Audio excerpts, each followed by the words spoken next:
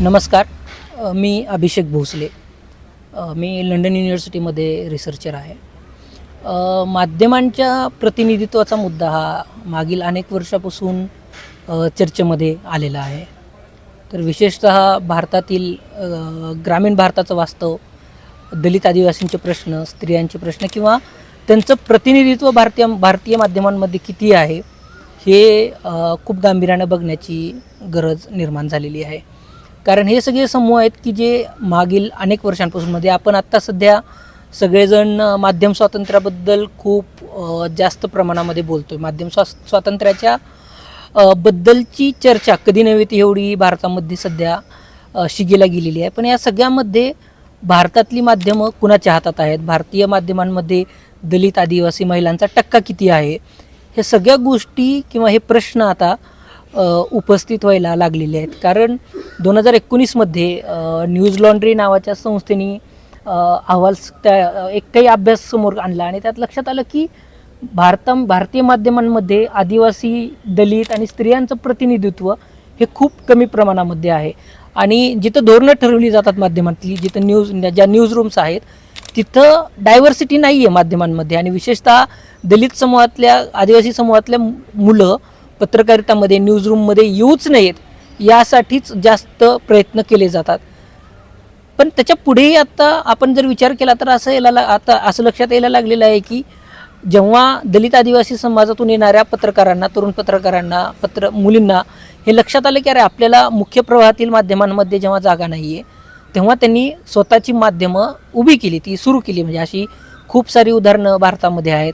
मूकनायक असेल, खबर लहरी असेल, प्रत्येक भागामध्ये अशी अनेक वेगवेगळ्या प्रकारची माध्यमं जी जातींबद्दल, जेंडरबद्दल, ग्रामीण प्रश्नांबद्दल खूप सेन्सिटिव्हली त्याचं रिपोर्टिंग करण्याचं काम करत आहेत.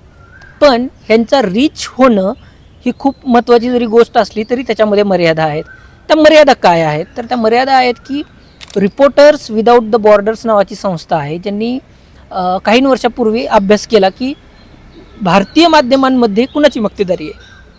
म्हणजे मालकीच्या पातळीवरती माध्यमांच्या मालकीबद्दल बोललं पाहिजे ही गोष्ट आपल्याकडे आणखीन तेवढी गांभीर्यानं घेतली गेलेली नाही आहे. कारण माध्यमं कोण नियंत्रित करतं, माहितीचा जो प्रवाह आहे तो कोण नियंत्रित करतं किंवा माध्यमांची मालकी कुणाकडे आहे, या गोष्टी माध्यमांचं चर्चाविश्व, माध्यमांचा अवकाश काय असला पाहिजे हे ठरवतं.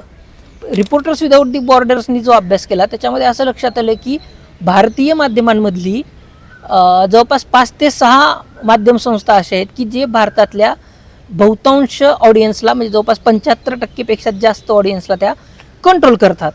आणि काही माध्यम संस्था आहेत, म्हणजे माध्यमांचे मालक आहेत की त्यांचे तर 50च्या वर चॅनल्स त्यांच्या मालकीचे आहेत.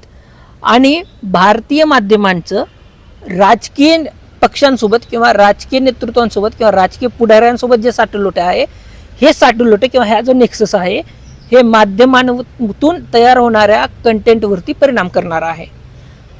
एका बाजूला काय झालं आहे की कॉन्सन्ट्रेट झालेलं आहे, ऑडियन्स एका ठिकाणी कॉन्सन्ट्रेट झालेला आहे, माध्यमातले रिसोर्सेस कॉन्सन्ट्रेट झालेली आहेत, माध्यमांची मालकी कॉन्सन्ट्रेट झालेली आहे.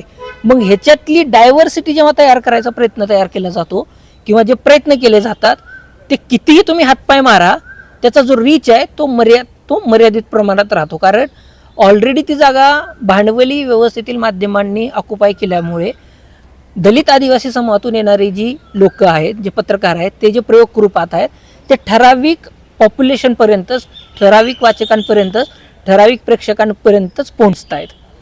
ही कोंडी आहे. ही कोंडी फोडायची कशी? तर ह्याच्यात काही गोष्टी आहेत की एक, आपल्याकडे पैसा देऊन माध्यमं बघितली पाहिजेत किंवा न्यूजपेपर वाचली पाहिजेत ही आपल्याकडे धारणा नाही आहे. जाहिरातीच्या बळावरती जी माध्यमं चालतात त्यांचा असे आहे, त्यांना मर्यादा नाही आहेत, ते कितीही रिसोर्सेस वापरून ते सगळं करू शकतात. पण दुसरीकडे जी आदिवासींची, दलितांची माध्यमं आहेत ती जाहिरातीवर अवलंबून माध्यमं नाही आहेत, तर ती माध्यमं ही लोकांच्या सबस्क्रिप्शनवरती, लोक जे पैसा देत आहेत त्याच्यावरती ती माध्यमं चालवली जातात. आणि आपल्याकडे बातमीसाठी किंवा लेख वाचण्यासाठी पैसा दिला पाहिजे ही मानसिकता आपल्याकडे नाही. तर मला असं वाटतं की आपण तिथून सुरुवात केली पाहिजे की आपण एखादा कंटेंट जर आपल्याला वाचायचा असेल तर त्यासाठी ₹1 असेल, ₹2 असेल, महिन्याला ₹500 असतील, हे देण्याची तयारी आपली असली पाहिजे. तरच माध्यमांमधली डायव्हर्सिटी जातीय, स्त्री पुरुष पातळीवरची, शहर ग्रामीण पातळीवरची जी काही कॉन्सन्ट्रेशन किंवा जी काही बाँड्री तयार झालेली आहे ती बाँड्री किंवा त्या सीमा आपल्याला तोडता येऊ शकतात. हे का महत्त्वाचं आहे? कारण जवळपास 90% कंटेंट आपल्या माध्यमांमधला हा शहर केंद्रीय असतो. कारण तुमचा कन्झ्युमर शहरामध्ये, माध्यमं तुमच्याकडे वाचक म्हणून बघत नाहीत. आता माध्यमांचा मालक तुम्हाला वाचक प्रेक्षक म्हणून बघत नाही, तरी तुम्ही त्यांचे ग्राहक आहात आणि हे स्वीकारलं गेलेलं आहे. आता माध्यमांचे मालक असं म्हणतात की आम्ही जाहिरातीच्या इंडस्ट्रीमध्ये येतो, आम्ही बातम्याच्या इंडस्ट्रीमध्ये नाही होत आत्ता. आणि हे सगळं होणं, माध्यमांच्या मालकीची ही सगळी जे कॉन्सन्ट्रेशन आहे ती मक्तेदार जी तयार झालेली आहे ही भारतीय लोकशाहीसाठी घातक आहे. आणि जोपर्यंत आपण फक्त सत्तांतर होणं, पक्षीय सत्तांतरांमुळे लोकशाही टिकून राहते हा भ्रम आहे. त्याच्यामुळे कदाचित त्याला गती येत असेल.